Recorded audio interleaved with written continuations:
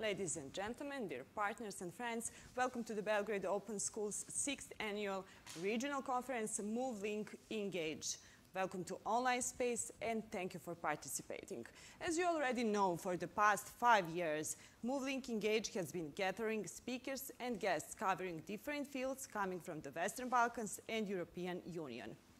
We are here to discuss European integration process and all of the challenges that we have faced in the past few months. The current situation regarding the coronavirus has influenced all parts of society at all levels: national, regional, international. This is why we feel it is our responsibility to raise the issue and discuss challenges we are facing today, but also those that will come. For the next 3 days, you will have the opportunity to take part in dialogue on cooperation of different stakeholders based on partnership, solidarity, and responsibility. During this year, Belgrade Open School has supported more than 50 civil society organizations and media, all united in the idea to promote and make changes in their societies and all related to EU integration. Let's meet some of them.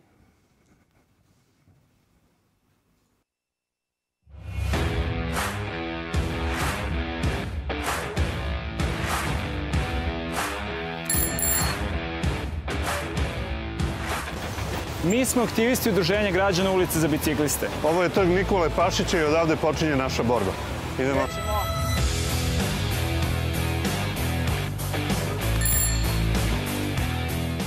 Postojimo od 2011. godine kada su se biciklisti organizovali, počeli da prave biciklističke vožnje pod nazivom Kritična masa sa ciljem da se u Beogradu popravi položaj biciklista. Međutim, vremenom smo shvatili da naša ciljna grupa ne treba da budu samo biciklisti, već svi građani Beograda i da svima objasnimo da će Beograd imati veliku korist ako više građana bude prešlo da koristi bicikl umesto privatnog automobila. Cilj projekta je izmena zakona o bezbednosti saobraćaja, odnosno da se biciklisti na ulicama i u Beogradu i u Srbiji osjećaju bezbednije, da im vozači motornih vozila daju najmanje metar razmaka prilikom preticanja, da mogu jednosmernim ulicama da se kreću dvosmerno, da mogu da se kreću žutim trakama, da postoje ulice gde mogu da se kreću sredinom ulice. Znači da postoji ta neka opšta bezbednost za bicikliste koja će prosto izvući što više ljudi da koriste bicikl ili trotinet kao sredstvo transporta. U početku nas je na našim vožnjama bilo 50-ak, sada nas ima po 500. Bilo je retko vidjeti biciklistu odavde u sledećih kilometara, recimo do spomenika Vuku, možete sretnuti jednog biciklistu, a sada će ih sresti 10, 15 i to je taj uspeh kojim se mi ponosimo. Volili bismo da imamo dijalog sa donosiocima odluka koga, nažalost, trenutno nema. Volili bismo da se raspravlja o temi bezbednosti biciklista i trotinetaša i da vidimo šta možemo da uradimo da biciklista i trotinetaša bude što više na gradskim ulicama. I to sve iz jednog prostog razloga, zato što su biciklisti, trotinetaši, pešaci rešenje problema. Problema kojeg imamo sada na ulicama. Rodni jaz na tržištu rada u Srbiji među najvećim u Evropi iznosi 14%. Neka istraživanja među poslodavcima su pokazala da među kandidatima iste kvalifikacije i istog radnog iskustva, 68%, znači 70% poslodavaca bi radije uzeli žene koje su mlađe od 45 godina. Naša fokus grupa su žene, nezaposlene žene 45+. Starije žene su diskriminisane po dve osnove. Po osnove roda, koje mlade žene, ali i po osnovi godina. Tu sad dolazi naše udruženje da ih ohrabri, podrži, da krenu u nekom pozitivnom smeru sa te prekretnice. Kroz naše radionice angažujemo 750 nezaposlenih žena u godinama 45+, a 47 od njih su danas članice našeg udruženja. Sa sjajnim istraživačima i ekspertima napravili smo 4 publikacije o položaju žena na tržištu rada. Mi nismo uspeli, uprkos tom velikom razumevanju o položaju žena koje smo stekli iz prve ruke i uprkos tim izvanrednim podacima iz naših istraživanja, mi nismo uspeli da pokrenemo javnu kampanju. Nismo uspeli da dostignemo do nosioca odluka, nismo uspeli da dostignemo do javnosti. Sada radimo jednu sjajnu kampanju o jačanju svesti muškaraca o rodnoj diskriminaciji na tržištu rada. Mnogi pričaju kako bi trebalo pristupiti i aktivirati i uključiti muškarce u problem rešavanja rodne diskriminacije, a vrlo malo ih radi. Nadamo se da će ta kampanja biti jako uspešna. Neka se već 15 godina bavi podrškom razvoja malih i srednjih preduzeća i preduzetnika u Nišu, pokušavajući da stvori bolju poslovnu klimu.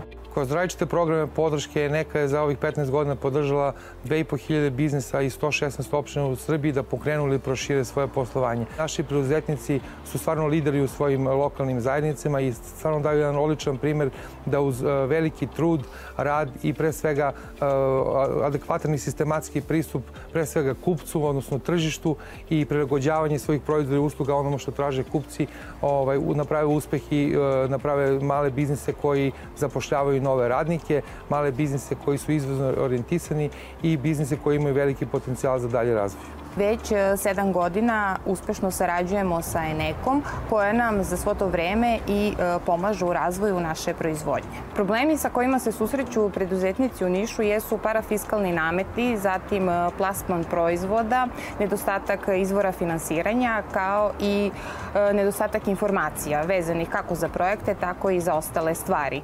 Naravno da se mnogi od tih odluke ne donose na lokalnom nivou, već na nacionalnom nivou ili u skladu sa politikama Evropske unije, ali ono što jeste nas fokus je da ono što mi možemo da promenimo u lokalu zajedno sa našim preduzetnicima to uradimo, da predložimo konkretne mere koje će biti sastavni deo politike razvoja grada Niša od 2021. do 2027. godine.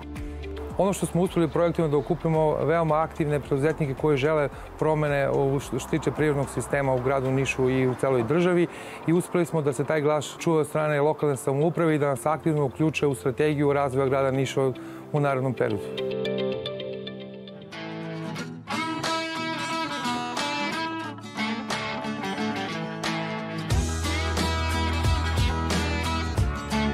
Asocijacija Original Srbija osnovana je 2015. godine sa idejom da okupi proizvode i proizvođače sa geografskim poreklom. Imamo težinu pre svega u razgovoru sa donosiocima odluka koje su vezane za proizvode sa geografskim poreklom, a i da se zajednički promovišemo i da zajednički delujemo. Jer trenutno imamo mali raskorak u zaštiti potrošača, odnosno zaštiti i proizvođača proizvoda sa geografskim poreklom. Tu se mešaju ingerencije 3 ministarstva koje su trenutno zadužena za geografsko poreklo u Srbiji. Zaštita potrošača će se ogledati u tome da će znati da kupuju pravi proizvod sa geografskim poreklom. Trenutno smo svedoci da ima dosta falsifikata. Plašimo se da će samo jedan takav falsifikator se pojavi napraviti puno problema, gde nas posle ni Sava ni Dunav neće oprati. Ja se ponosim multietničnost našeg saveza. Vrlo često koristim primere zapadnoevropskih zemalja. Oni su tamo povezali turizam, gastronomiju, proizvode sa geografskim poreklom u jedan lanac. Ja bih takav vid povezanosti volao da vidim u mojoj zemlji. Da se svi uvežemo. Gastronomija, kuhinja, lokalne samouprave i država i da onda ponudimo Srbiji ono što najbolje imamo. Mislim da je to hrana, gastronomija i gostoprimstvo.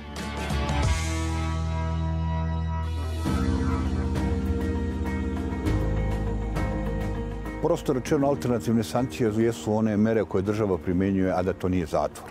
U Evropskoj uniji se primenjuju u proseku u nekom procentu od 50% u odnosu na druge izrečene zatvorske kazne. U Srbiji taj procenat se kreće uvek oko 10%.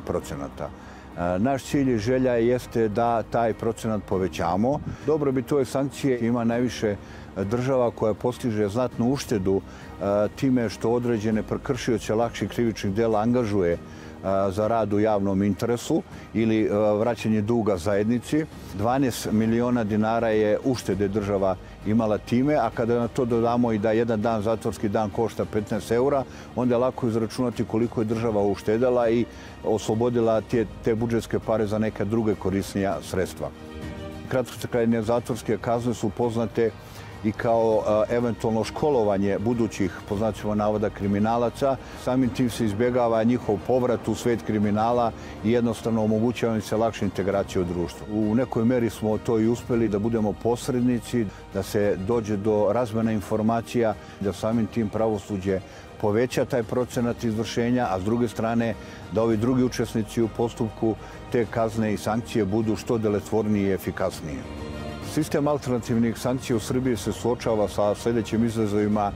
To su da nedovoljan broj poverenika u povereničkim službama, nedostaju iskustva i sudska praksa Evropske unije, nedostaje ta razmena informacija koje bi omogućila i pospešila bolju saradnju i veću efikasnost.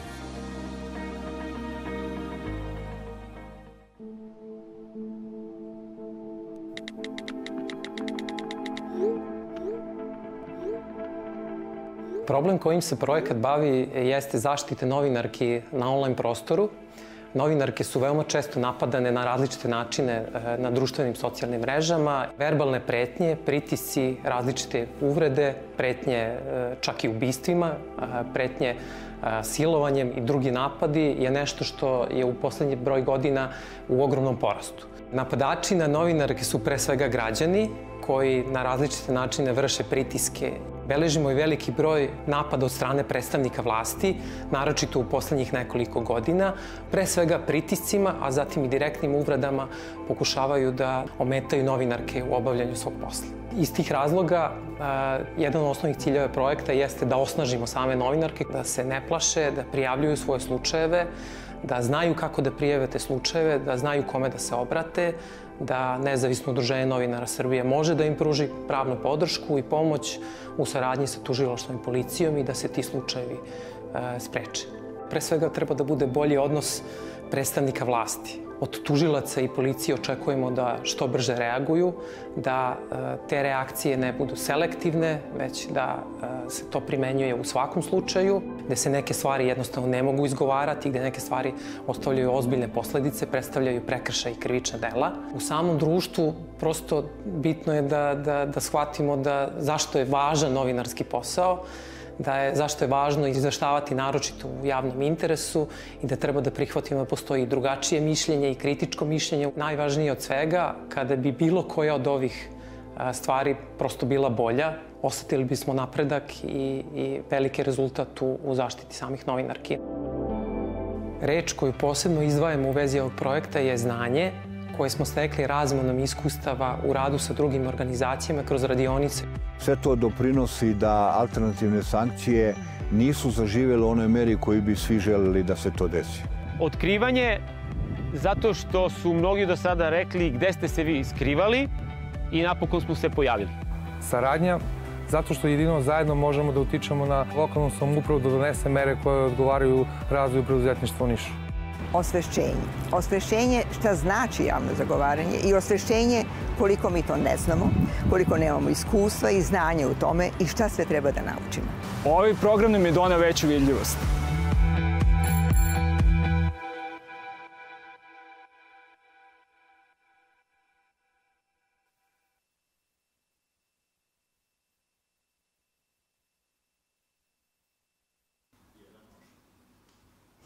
And now, welcome back. We hope that this video has inspired some of you to join us in making changes. In studio here with me, Mr. Bjeletic, Mr. Milorad Bjeletic. He is Executive Director of Belgrade Open School. Mr. Bjeletic, the floor is yours. Thank you. So, ladies and gentlemen, Your Excellency Ambassador Lundin, who is with us for this opening, dear guests, dear all of you who believe in the more Europe in the Western Balkans, and all of you who stand up for more Europe in Europe itself, dear boss networks and guests and associates. It's my great pleasure to welcome all of you to on behalf of the Belgrade Open School, to the 6th in the row Move.Link.Engage conference. This year under the title Development for Real, Partnership, Solidarity and Responsibility in the Post-COVID Era. At the very beginning, I would like to thank our partners who have supported us for many years and who have helped us to organize the conference this year. Is the Embassy of Sweden in Belgrade and the European Commission. What to say about this year? It brought us to many unforeseen challenges and which put on the test humanity solidarity and responsibility. But governments, businesses, and societies resisted, but will certainly bear consequences for many years. The pandemic influenced the basics. It reshaped the foundations from the obvious, such as the health system, social protection, to the rule of law and for freedoms when we speak about European integration. But although we put post-COVID era in the title, when we speak about tenses, it's certainly not the past, it's present and the future. But as usually, we are looking forward. The Belgrade Open School remains committed to building society based on knowledge, based on innovation, society which is built for all its citizens. Our goal is to foster a regional approach to common challenges, to common issues, and to gather citizens, their civil society organizations, public institutions, businesses, and media together to address those issues from a regional perspective, both in Serbia and entire Western Balkans regions. In the following 3 days, we will discuss future of economic recovery, strengthening of democracy and human rights, youth and sustainability. We will address all of developmental issues. Furthermore, we will speak about networking, we will speak about employability, we will speak about democracy, we will speak about Western Balkans and EU. We will share our concerns, we will share disappointments, sometimes frustrations, questions, but even more, we will share ideas, we will share options, we will share recommendations, we will, why not, we will share strategic approaches because we deeply believe that we need more Europe in the Western Balkans and more Western Balkans in Europe. I'm pleased to see that from year to year the number of participants to our regional conference is growing because of citizens and organizations and institutions committed not to give up common European future. Today, under these unseen circumstances, we have gathered colleagues from civil society, partners from all across the Western Balkan countries, representatives of the European Commission, European Parliament, the RCC, the Council of Europe. We are together for next 3 days and to deal with solidarity, to deal with responsibility, and to deal with partnership. I'm proud that we adapted to new circumstances and situations, and by reducing the risk and enabling participation from entire region, aiming to recognize the credible EU perspective of the Western Balkans, as the European Commission nicely named it in the official title of the new negotiation methodology. I would like to thank you, to all of you, and once again for your participation. And we are looking forward to vivid offline and online discussions. And welcome to the Move.Link.Engage world of partnership, solidarity, and responsibility. Thank you, Mr. Bjeletić, for your opening speech. It is really important to point out that Belgrade Open School has been nourishing a long-standing friendship and cooperation with the Embassy of Sweden in Serbia. And this is why we all welcome His Excellency Jan Lundin, Ambassador of the Kingdom of Sweden in Belgrade. U Kraljevine Švedske u Beogradu. Dobrodošli. Thank you. I hope you hear me. Hvala. Nadam se da možete da me čujete. So, in that case, I will U tom slučaju start ja by ću početi quoting what Henrik VIII said to Citatom Henrija his wife, I shan't have you for long. Neću vas and to imati. say a few words to kick off this conference, which is a very interesting conference. If we look at the topic, I think the topic and the timing of the topic is great. Timing and it testifies to the fact that Bosch always organizes interesting events. We are in the middle of a annus horribilis, if you want, if we look at what's going on with the pandemic in the world, and politicians and societies are facing really huge challenges. Thank God this, I would say, is not the new normal. I think a vaccine is on its way, and I think next year will already be much better than this year, but this is a tough year indeed. And it's simultaneously, of course, a good time now to reflect on the post-COVID recovery, since you could post-COVID periodu, pošto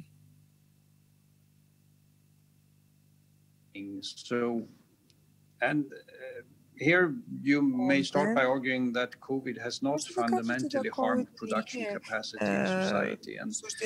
And we've learned a few lessons from 2008, from the global financial crisis we then had. And I think those lessons are being applied in many ways. Sweden, for instance, today enacted the biggest budget in its history. And for the years 2020-2021, the Swedish government debt will increase by some 5%, whereas GDP will go down by similar amounts. But this is a bad situation, but I shouldn't term it as a catastrophic one. This is a situation where we do see GDP increasing pretty quickly once the virus is gone or a vaccine away. And it is a small price to pay to have government debt, in case you can avoid mass unemployment, which would trigger even greater falls in GDP. And I think in Serbia we see a similar engagement from the side of the government. I think there is a readiness to take on additional debt in the knowledge that this is the least bad solution in the situation we are. And it's made possible by low interest rates globally. Some countries, including Sweden, barely pays interest at all on its loans. It's nearly like that the banks are paying Sweden to lend money to Sweden. So low interest rate makes this possible, of course, but it should, of course, be used with prudence at the same time. And as to the silver lining, post-crisis, we may actually see more efficient organizations and more efficient ways of working. Video conferencing can be a good alternative in many situations, and they obviously don't replace, shall we say, corridor talks during a conference and the special dynamics given by physical meetings, but sometimes they can be a very good way of interacting, and I think we will be better at doing that after the COVID crisis. And then finally, perhaps not finally, but green recovery. I mean, this is easier said than done, but I think when we start discussing how to get back to normal, such as today, we should really reflect on how we can do it in a more sustainable way. Serbia has problems, but it also has great potential. The problem is, of course, the fact that Serbia is for the time being stuck with coal as an energy source. But the potential is that Serbia is one of the biggest deposits. In Serbia, there's one of the biggest deposits of lithium. So replacing lignite with lithium should be high on any Serbian government's agenda, I believe. And it can actually be put Serbia, on top of, countries that start engaging in what you refer to as electric mobility. Tako da možete biti među prvim zemljama koje in se Sweden bave right now, as part of the recovery package, we are increasing the government investment in loading stations for electrical vehicles, for instance. I think similar things can be done. Električnih vozila, slične stvari mogu da se urade i ovde. And using bicycles more. To take personal favorite, I'm used to go by bicycle, and I do it even in Belgrade now and then. In my case, I'm getting old, so I have problems with the hills of Belgrade, but electric bicycles is a great invention which can help even people like me to climb the hills of Belgrade. So, green recovery, that has to be kept in mind, but also rule of law. Let's not forget about rule of law in the midst of the crisis. It remains extremely important to go on building rule of law in transition countries, in those countries who are applied to become members of the European Union. And we need a track record. We don't, not only do we need constitutional changes, but we need proof that the system works as it should, that it provides outcomes as expected. And there are still obstacles or challenges here, and Sweden and the European Union will keep following this, as I'm sure will other organizations such as the Council of Europe. I'm pleased to say, from a bilateral perspective and from an EU perspective, that Sweden foresees 7 more years of cooperation with Serbia, supporting the Serbian transition and supporting the EU membership of Serbia. We remain committed to the EU integration of Serbia and the region, the Western Balkans region, and a new strategy for this support is being developed by the Swedish government and by SIDA, Swedish International Development Agency. And conferences like these are great, provide great input in that respect. We will certainly be listening attentively to what's being said today, and this may possibly be part of our thinking in the new strategy, which will be finalized, I think, later this year. So, I think that's what I wanted to say. I'm very happy to kick off this conference, and I thank you all for the opportunity to talk in the beginning. Now I shall be listening. Thank you. Thank you, Your Excellency. And now we should all agree that active citizens and active communities have always been the drivers of changes in society. Now it's time to meet some of them.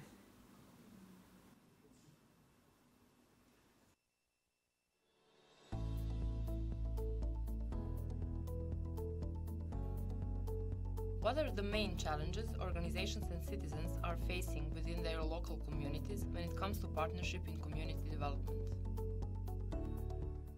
Position of youth organizations and organizations for youth, as well as young individuals, is quite specific. Why? Well, I think that the main challenge for young people in local community are actually that they're not involved in decision-making process. So that's the biggest problem, and that's why we think the key is to have much more youth bodies that think about youth in local communities and how to develop actually a local community. Main challenges during our work in association are our citizens and farmers, lack of information about clusters, way of their functioning, and skepticism in the terms of benefits which that type of functioning can bring. Besides, the problem is also undevelopment, partnership culture between producers which are involved in complementary activities and their ego, because it makes establishing a sustainable work and managing harder. Well, the main challenges are actually overturning the common beliefs that we have. So say regarding plastics, practically everyone believes that plastics are recyclable. But in reality, only one kind of plastic is commercially viably recyclable. So when you actually put plastics into recycling bin, only maybe 8 to 15% of that plastic actually gets recycled. So then we faced a problem when we are trying to communicate this with local authorities, also on the level of the government as well, because generally policies are designed in such a way that they presume that plastics are recyclable as a whole. So that creates then a problem when we actually want to create policies, that people are actually those who have the power to make decisions, they actually have misplaced beliefs. We strive for young people in our society to be motivated, active, responsible, and integrated into the institution of the system through support in education and activism, both in a formal academic environment and in a non-formal one. Our main motive is witnessing before our eyes and how our proactive collaborates, interns and volunteers make positive changes in the society at large.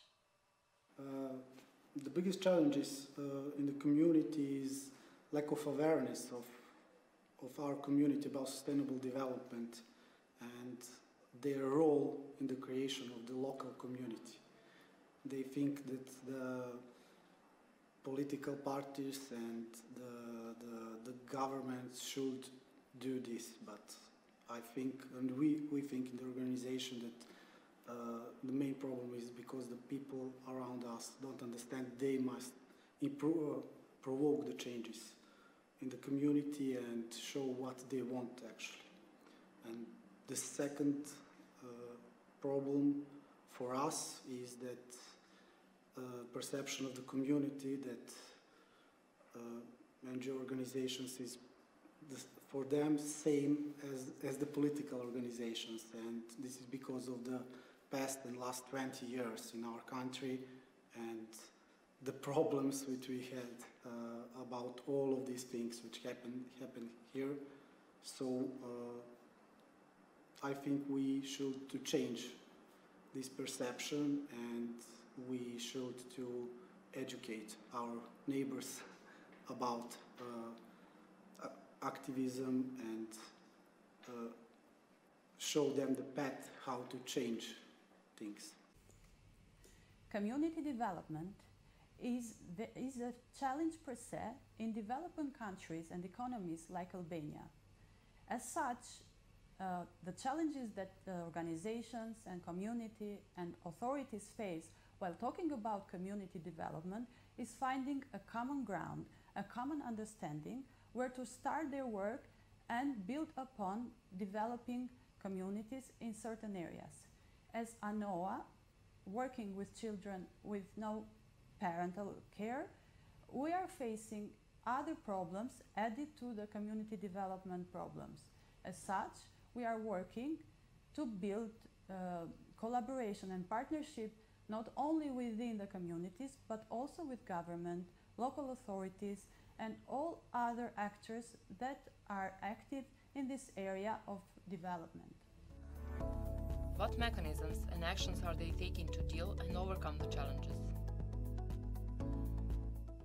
I already said that we have a lot of challenges, but we're not challenged with our youngsters because they're really motivated and they want to be part of changes in local level, and that's why we're trying actually with them to make some changes on local level. Sometimes they want to organize some street activities, sometimes they just want to reach to decision makers, to make them listen to them and to be part of local community, active part of local community.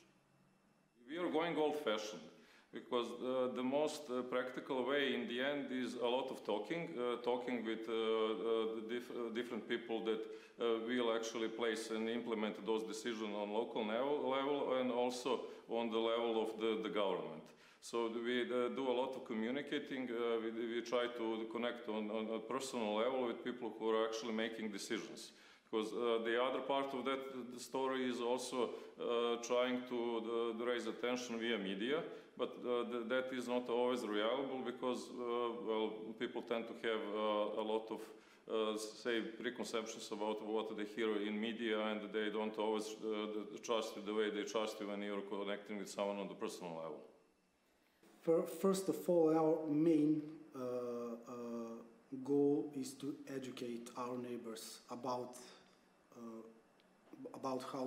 how to work on the policies, how to change things, how to activate the community. This is the main topics. We always talking about education because we really think the people don't have the knowledge how to about the problem first of all and how to provoke the changes. So we working a lot of on educating. We work with our neighbors. First of all, we work a lot with the young people. So we think that they can change our country, our region, and the city. So it's very important to spend a lot of energy of them and give them the energy, give them the knowledge, and give them the tools. We think that our organization and other organizations should be some kind of the hubs and some kind of the service all of those young people or people who are interested in some kind of activities to do some activities in the city. When we face those challenges, we basically focus on our own capacities because we have tried to communicate these challenges to the state officials, but it's kind of crazy because the pressures are coming from the state. So we have focused on our own capacities, on our own audience. So we communicate each problem to our readers, we communicate these problems to international community, to our colleagues, journalists from the entire world, and we are trying to do this to be our advantage. If we say we are pressured after the huge corruption deal we discovered, that needs to say something for itself. So we try to fight with our own tools, like with our portal, with our audience, with our colleagues. Did the communities throughout the region seize the opportunity that EU integration process has introduced for sustainable development and improvement of quality of life?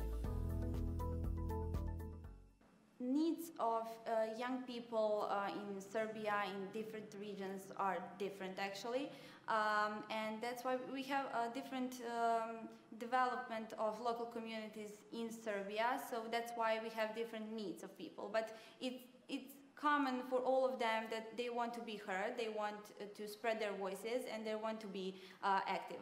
And situation is pretty similar in the region also, because we're in close cooperation with the national youth councils in the region, and it's similar situation because they also have that struggles and that problems. We're also in close cooperation with Croatia, and Croatia is part of EU, so even they have EU dialogue with young people in their country, but they're also faced with some struggles as we are.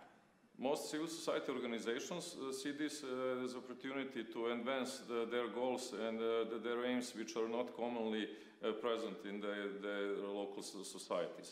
So this is not only an issue of finances, of being able to get EU funds. It's actually more important that they get backing from someone higher up who also says, okay, listen, those subjects and those problems are also important, and let's do something about it. So the EU and the general EU integration process is an opportunity for civil society organizations to get some topics on the table which otherwise wouldn't be discussed.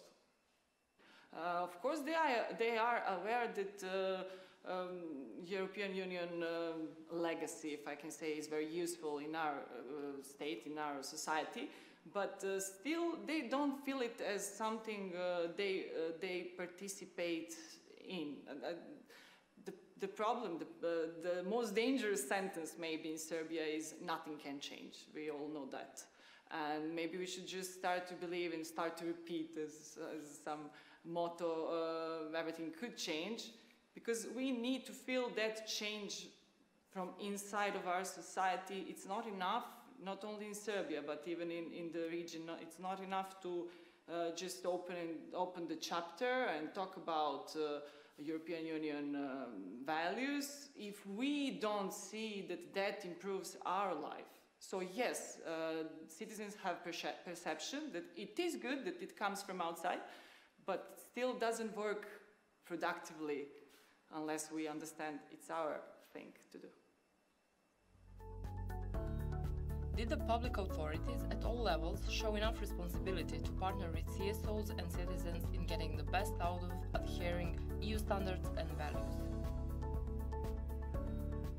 Cooperation between local authorities and youth organizations is very important for us, and we're trying actually through our program Odlučivanice to make some connections between local authorities, school parliaments, and youth organizations, and we're trying actually to make them see that they really need each other, they need to cooperate, and they need to be on the same side because we need active citizens of democratic society, and we think that youth on local level really should be that.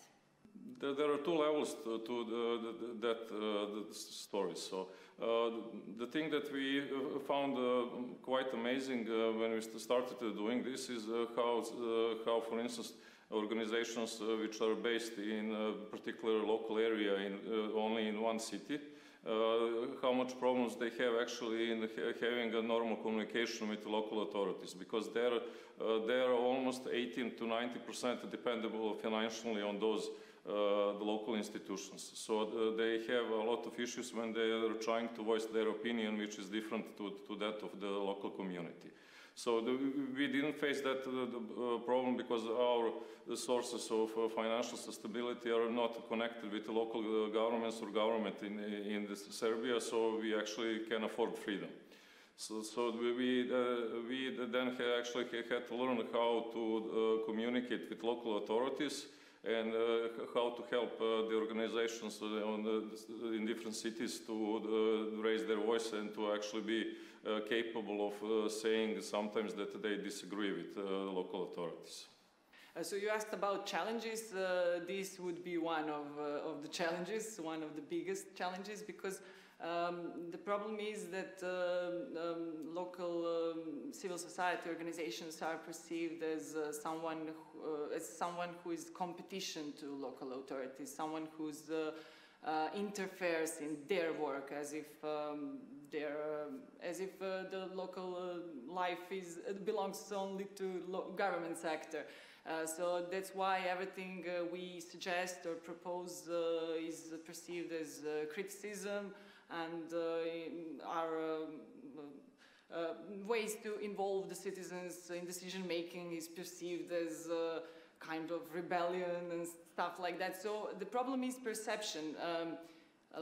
Generally, they have kind of passive collaboration with us. Of course, they will answer in every of our proposals or requests, but we don't see that they have perception that we are partners and that we can work together to some local community problems or issues. That's why we think that should be much better, basically, and it comes from outside, like someone told us we need to cooperate, but it looks like local authorities doesn't have that impression that we should share shaping of local community life. What lessons did EU, its member states, countries and communities throughout Western Balkans learn from this crisis, and how we can transfer them into future activities for developing our communities?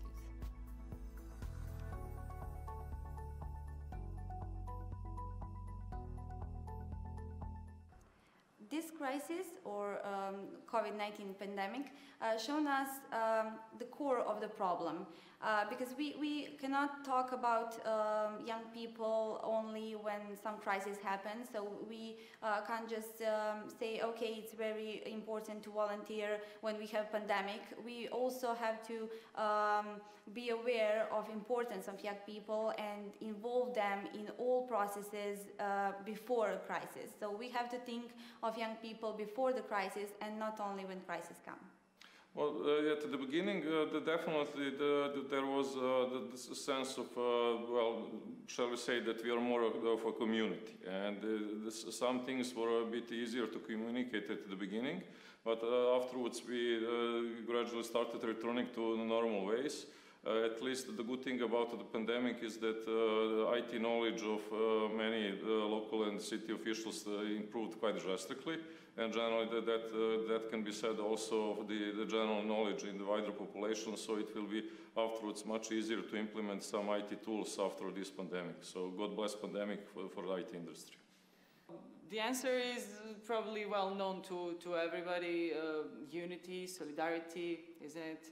So we probably all learned that we need to rely on our local society, first of all, because we need to make that bonds stronger in times we are not in crisis, because we saw now that in times of crisis we need someone, the closest people around us, but also we see that everything is connected, and well-being of our community depends on well-being on some neighborhood communities or continent or even the whole world. So the lesson would be that we need to make stronger and more serious bonds and links in times of stability, so that we can count on it in times of pandemic or something like that.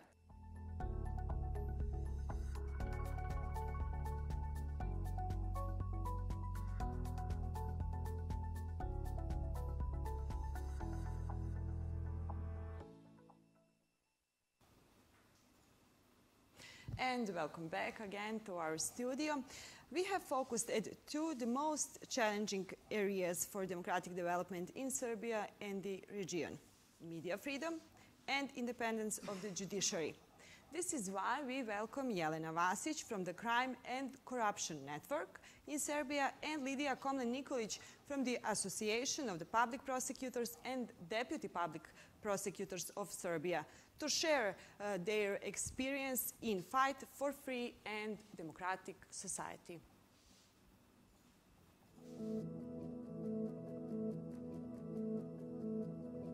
What is a key change you are striving for? CRIC is short for Crime and Corruption Reporting Network. So we're focused on discovering organized crime and corruption in Serbia. And we want to reveal to our citizens what is happening behind their backs. We want to help them to understand how corruption and organized crime are affecting their lives, and especially to make them understand that investigative journalists are there for them. So that's our main focus. Well, our association was established 20 years ago, and in this moment I can say that current opinion, public opinion about prosecution service is on very low level. I mean, the trust in prosecution and other judicial stakeholders is very low. So we are trying really hard to raise awareness of the public about the importance of prosecution service and raise awareness about our role and our future, let's say, our role and future independent status of prosecutor service, because it's really important, especially when we speak about fight against corruption and organized crime. It's very important that you have independent prosecutor service and without exception prosecutor service who will deal with this type of cases. So this is really the change we are trying to accomplish right now. What are the main challenges you are dealing with? If I speak in the name of investigative journalists, independent investigative journalists from Serbia, we have many challenges. There is illegal state security surveillance over independent journalists. There is pressures like smear campaigns launched by pro-government media, lies told publicly by state officials. There is attacks on your house, on your apartments, or to be more precise, breaking and entering. If I can go on until tomorrow, there would be a bigger list. But if you are trying to do an independent investigative work in Serbia, you are for sure going to be pressured in various ways. So we're facing that almost every day. Lawsuits, smear campaigns, you name it. And it has become a part of our job. Well, our organization is very specific. We are a professional organization, but I have to stress that our members are official prosecutors and deputy prosecutors in Serbia. So it's really hard in some situation to put the line between civil society activities and when I speak as an official deputy prosecutor in Serbia.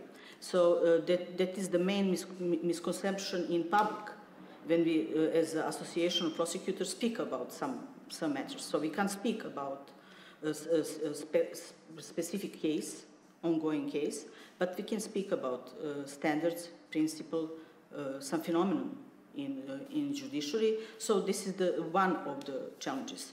Second challenge, I think most important, is our critical role as association. So when we criticize the state, which we are working, then you have a problem, especially in past, when we criticize the state because of some, especially some laws, some developments.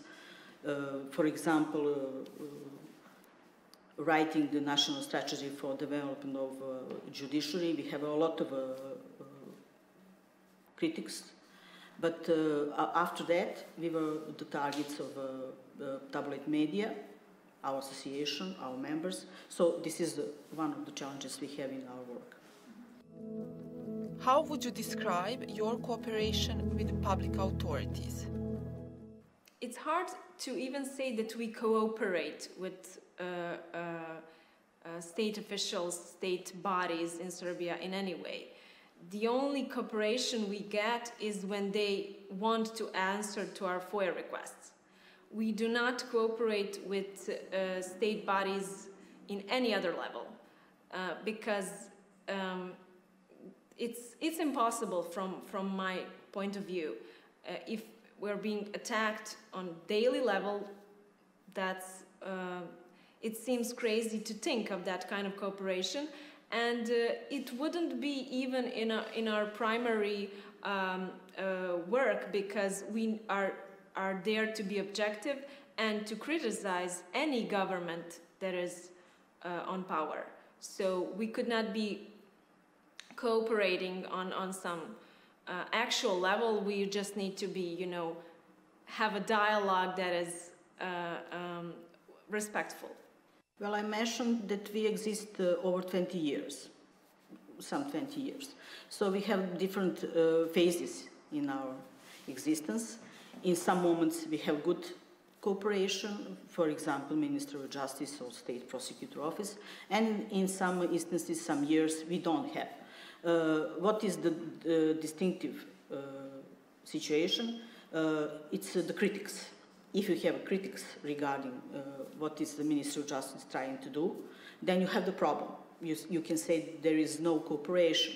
If you're, let's say, a good member of society and you agree with some, then you are a member of some working group for legislative initiatives which happen in Serbia. We are members of National Convent, and through National Convent we're trying to participate in cooperation with public authorities, Ministry of Justice, State Prosecutor, and other, for example, Ministry of Interior, because we are a member inside National Convent for Chapter 24. It's not only 23, 24, because the prosecutors have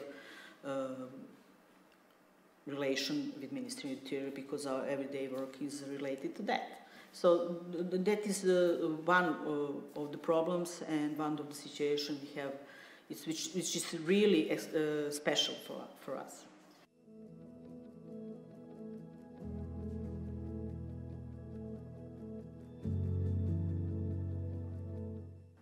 Well, if the question is it possible one day? Yes, it is possible one day, but with different government, with different democratic setup. It's possible in a way that it should be done in the future. The officials should be responding to journalistic questions that are there because of the citizens and in the name of the citizens. But I don't see that coming anytime soon. I think it's possible on the paper, because when you come to the really important issues related to the fighting, for example, corruption or organized crime, then if you have a really different opinion, then it's really difficult. Because nowadays we have situation, because if you have different opinion, then you don't have any cooperation. Then you have media attacks against you. So on the paper it's possible. On the paper you have meetings, when you state different opinions, okay, they hear you, but at the end of the day, you don't have any real action from official side. So, okay, we acknowledge your opinion, but after that, you don't have nothing.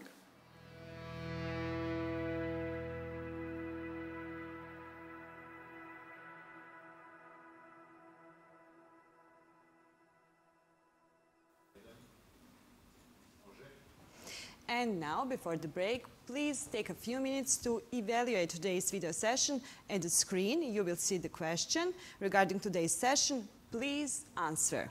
Let's take a break now and see you in 10 minutes.